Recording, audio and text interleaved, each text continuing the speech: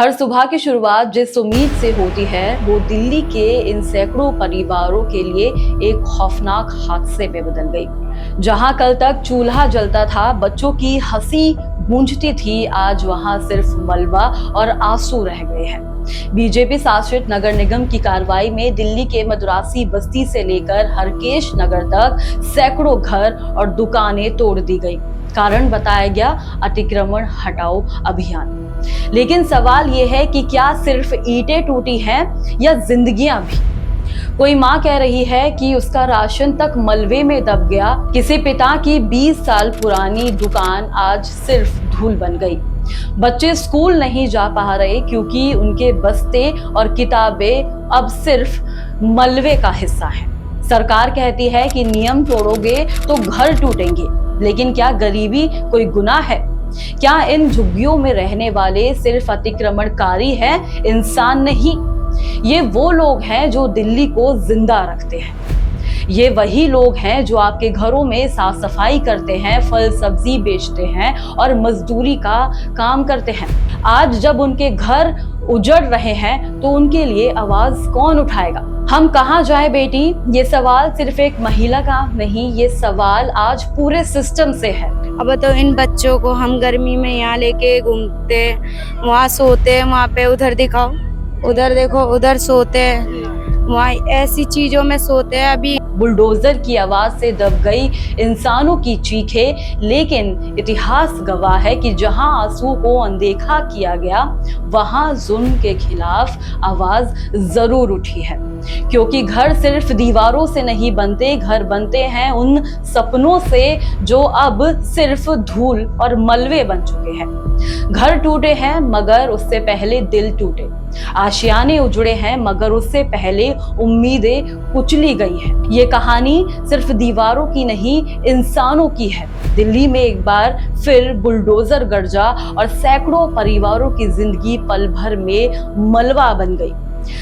कभी किसी ने पाई पाई जोड़कर छत बनाई थी तो कभी किसी ने गली में छोटी सी दुकान लगाकर बच्चों का पेट पालना शुरू किया था। किसी ने सोचा था कि ये जमीन उसका घर कहलाएगी, लेकिन एक सुबह आई और सब कुछ बदल गया। कालका जी की मदुरासी कैंप, जहां लगभग 600 से ज्यादा घरों को जमींदोज कर दिया गया, बिना किसी ठोस नोटिस के, बिना किसी इंतजाम के।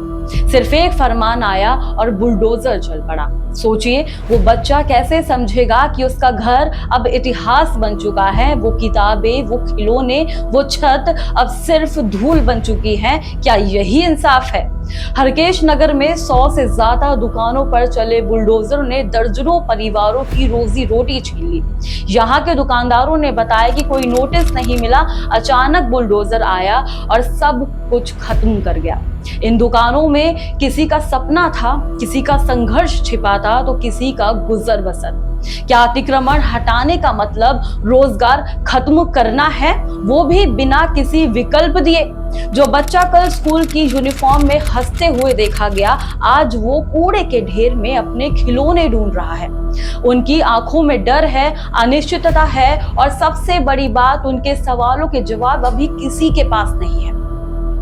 अगर कोई अमीर जमीन पर कब्जा कर ले तो कोर्ट का स्टे आ जाता है, लेकिन जब कोई गरीब गलती से भी झोपड़ी बना ले तो बुलडोजर चल जाता है। क्या इस देश में घर सिर्फ अमीरों को मिलेंगे? क्या किराए पर रहने वाले, दिहाड़ी मजदूरी, रेडी पटरी वाले सिर्फ आंकड़े बनकर रह गए हैं? गरीबी अगर जुर्म नहीं है तो उनको इतनी बड़ी सजा क्यों मिल रही है?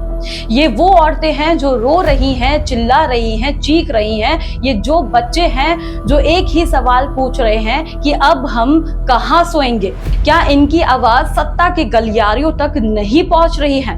उनके टूटे घर ही नहीं, टूटा बचपन भी कैमरे में कैद हो गया है। लेकिन ये आंसू न्यूज की हेडलाइन नहीं बनते, क्योंकि ये लोग वोट तो देते हैं मगर शायद गिनती में नहीं आते।